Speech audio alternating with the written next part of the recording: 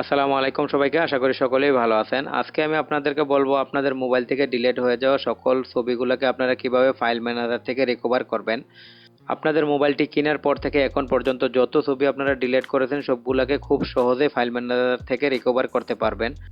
এর জন্য অবশ্যই আপনাদের মোবাইলে এই ফাইল ম্যানেজার ফোল্ডারটি থাকতে হবে। আপনি আপনার মোবাইলটি চেক করে দেখবেন এই ফাইল ম্যানেজার ফোল্ডারটি আছে কিনা। যদি না থাকে তাহলে আমি ভিডিও ডিসক্রিপশনে এটা লিঙ্ক দিয়ে দেবো, ওইখান থেকে ডাউনলোড করে নেবেন। ডাউনলোড করার পরে এখান থেকে এটাকে ওপেন করবেন।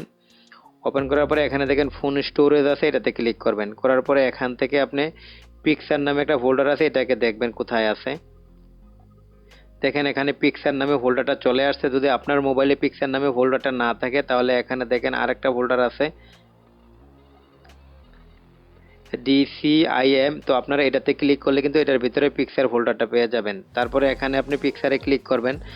করার পরে উপরে দেখেন টু ডট আছে, এটাতে ক্লিক করবেন। করার পরে এখানে সেটিংয়ে ক্লিক করবেন। তারপরে এখান থেকে আপনি ডিসপ্লে হিডেন ফাইল এটাতে ক্লিক করে অন করে দিবেন। অন করে দিয়ে এখান থেকে পিছনে আসবেন। আসার পরে এখানে দেখেন একটা থাম্বনেইল নামে ফোল্ডার চলে আসছে, তো আপনারা এটাতে ক্লিক করবেন। করার পরে দেখেন এখানে আপনারা আপনাদের মোবাইলটি কেনার পর থেকে এখন পর্যন্ত যত পিকচার আপনারা ডিলিট করেছেন সবগুলোই কিন্তু এখানে আছে, তো আপনারা এখান থেকে এগুলোকে দেখতে পারবেন।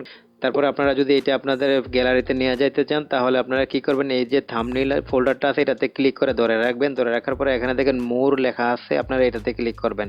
করার পরে এখানে দেখেন রিনেম আছে, এটাতে ক্লিক করবেন। করার পরে এখান থেকে আপনারা দেখেন সামনে যে ডট আছে এই ডটটাকে ডিলিট করে দিবেন। ডিলিট করে দিয়ে এখানে আপনারা এটাকে ওকে করে দিবেন। দিলে দেখেন এখানে থাম্বনেইল ফোল্ডারটা চলে আসছে, তো এটার ভিতরে যত পিকচার আছে সবগুলো কিন্তু আপনাদের গ্যালারিতে চলে গেছে। তো এই ছিল আজকের ভিডিওটিতে। আশা করি ভিডিওটি ভালো লেগেছে। যদি ভালো লাগে তাহলে চ্যানেলটিকে সাবস্ক্রাইব করবেন এবং ভিডিওটিতে একটা লাইক দিবেন। ধন্যবাদ।